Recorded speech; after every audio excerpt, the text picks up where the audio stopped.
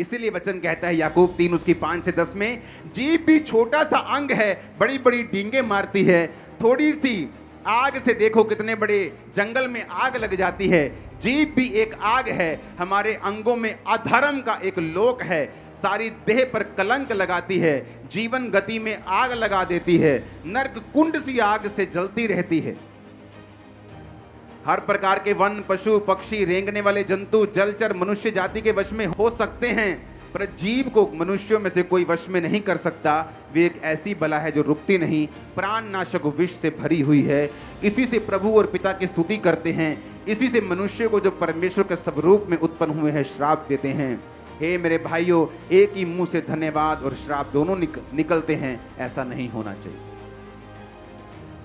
उसने कहा जीव तुम्हारे जीवन में अधर्म का लोक है, नरक कुंड की आग से जलती रहती है। जो व्यक्ति इसको काम में लाना नहीं जानता वो इसका फल पाएगा। कितने इन बातों को समझ रहे हैं?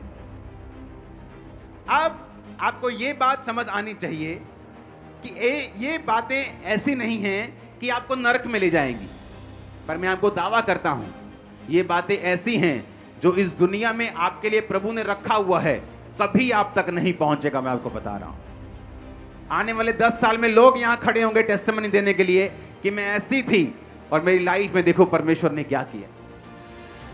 आप देखना, लोग गवाही देंगे कि मेरी लाइफ में मैंने कुछ हासिल नहीं किया, मैं कहीं नहीं पहुंची, मैं जीरो से भी नीचे चली गई हूं, क्योंकि मेरे जीवन में ये आदत थी। आप देखना, मैं आपको प्रोफेटिक वर्ड दे रहा हूं, ये गिरेगा नहीं, मैं आपको बता रहा हूं। वचन जब हमें नहीं मालूम होता, आपने मुझे कभी भी किसी पास्टर की चुगली करते नहीं देखा होगा। पास्टर मीटिंग्स में मैं बहुत कम निकलता था ताकि मैं किसी की चुगली ना करूं, ना सुनूं, ना फालतू बात करूं, ना सुनूं, ना देखूं। अपना काम करूं, अपनी प्रेयर करूं, अपने लोगों के लिए प्रेयर करूं, अपने लोगों को बचाऊं, अपनी कॉलिंग को पूरा करूं, जो काम खुदा ने दिया उसे करूं। एक ही मुंह से लेकिन हम परमेश्वर को धन्यवाद करते हैं, वर्शिप करते हैं, गीत गाते हैं, हालेलुया, आमीन। जैसे जब चर्च कंप्लीट हो जाती है, आमीन हो जाता है, बहन जी तुम लगा बता, नाली शुरू। तो परमेश्वर ने कहा ये दो मुंहा सांप की तरह क्या कर रहे हो? एक मुंह से धन्यवाद करते हो, दूसरे मुंह से उसी भाई की, उसी बहन की जो प्रभु के स्वरूप में है, उसकी निंदा करते हो। उसने कहा लतुरा बन के अपने लोगों में ना फिरना, एक दूसरे का लहू बहाने की युक्ति ना बांधना, मैं यहोवा हूं। 16 आयत 17 आयत, अपने मन में एक दूसरे के प्रति बैर न करना, अपने पड़ोसी को अवश्य डांटना, नहीं तो उसका भार तुझ पर बना रहेगा। बहुत कम लोग हैं जो डांटने की ताकत रखते हैं, लेकिन बाइबल में लिखा है, फिर से पढ़ेंगे, लतुराई का मतलब इब्रानी भाषा में 7400 शब्द। राकील, राकील का मतलब है स्कैंडल मॉन्गर, और उसके बाद स्लेंडर, कैरी टेल्स और टेल बीरर। टेल बीरर को जब हम पढ़ते हैं, गूगल पे पढ़ेंगे टेल बीरर के शब्द को, उसमें लिखा टेल बीरर वो आदमी है जो सीक्रेट्स जाहिर करता है दूसरे लोगों के ऊपर, आपके सीक्रेट्स। ये एक ऐसा व्यक्ति है चर्च में, बाइबल कहती है ये इनडायरेक्टली शैतान का दूत है और शैतान उसे इस्तेमाल कर रहा है। कुछ लोगों की आदत होती है, मैं आपको बता रहा हूं, बहुत से पास्टर्स ऐसे लोगों के साथ ग्रसित हैं, बहुत सी सेवकाइयां ऐसे लोगों के साथ ग्रसित हैं। आपके साथ कुछ लोग होते हैं ऐसे जो खुद कहीं नहीं जाते, पर आपके साथ के लोगों को हमेशा डिस्करेज करते हैं। खुद कहीं नहीं जाना उन्होंने, लेकिन साथ वाले लोगों को कभी मालूम नहीं होता कि ये लोग क्या कर रहे हैं। और जब आप आत्मा में बढ़ते हैं और ऐसे लोगों को आप निकालते हैं, लोगों को समझ आती है अच्छा ये व्यक्ति शैतान का दूत था, ये शैतान की विशेषताओं का एक प्रमाण था इसके अंदर, और जब ये गया सब कुछ सेट हो गया। और जिन व्यक्तियों को ऐसे लोग डिस्करेज करते हैं, उन व्यक्तियों का हाल देखो जाके क्या होता है जब वो निकल जाते हैं। बुरे हाल होते हैं, बुरे हाल, बताने योग्य नहीं।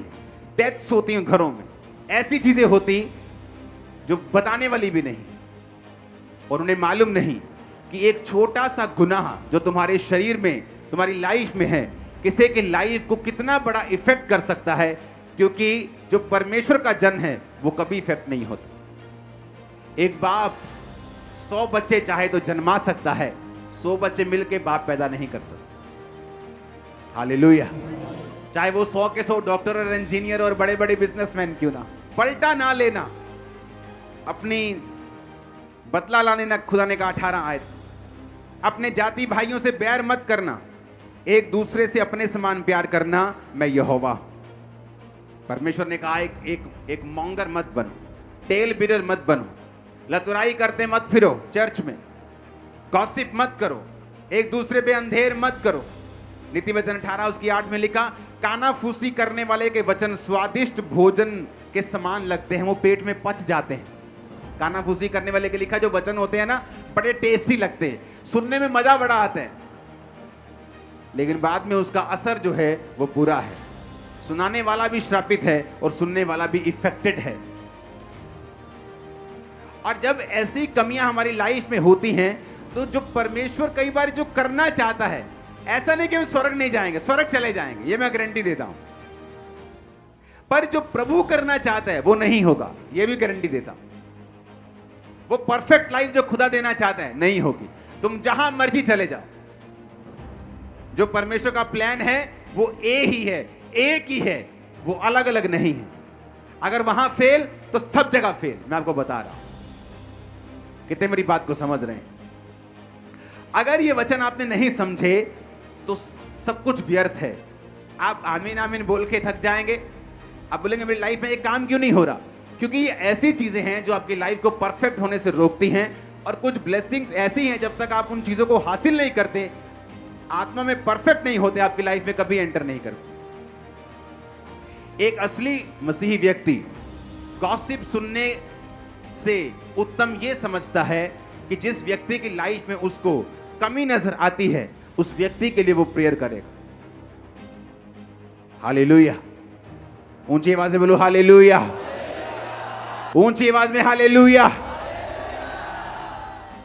हमारे YouTube चैनल को सब्सक्राइब करें ताकि आप परमेश्वर के गहरे वेदों को जान सकें कि कैसे आप परमेश्वर में बढ़ सकते हैं, कैसे आप दुष्ट आत्माओं से, नशों से, बीमारियों से और वंशों के श्रापों से आजाद हो सकते हैं।